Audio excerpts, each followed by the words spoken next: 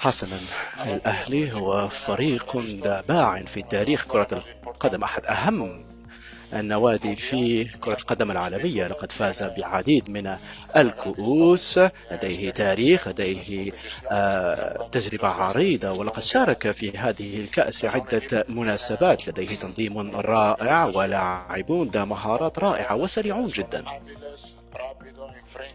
وبالتالي سوف تكون مباراة شديدة وصعبة، وهم يودون أن ينتصروا بهذه الكأس على غرار ما نشعر به وغير كل الفرق المشاركة، وبالتالي نحن نحترمهم كل الاحترام، وبخاصة هم نادي تاريخ عريض ومهم جدا في كرة القدم الإفريقية.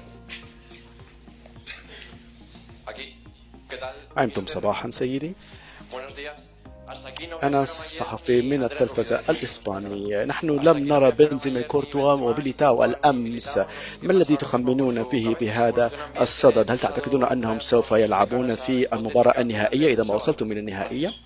نعم، هم على اللائحة، الثلاثة على اللائحة.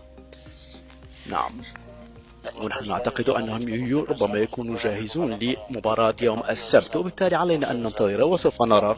نحن نفضل أن يظلوا في مدريد لكي يتلقوا العلاج المكثف، وسوف يعودون يوم الخميس لكي يحضروا مباراة أو يخوضوا المباراة يوم السبت.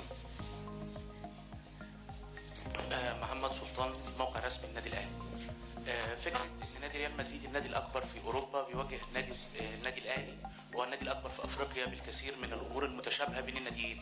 احساسك ايه قبل المباراه والزخم اللي محيط بالمباراه من وقت ما حصل ان الاهلي خلاص هيلاعب ريال مدريد، الزخم المحيط بالمباراه وبقيمه النادي، تعليقك على النادي الاهلي وعلى المباراه؟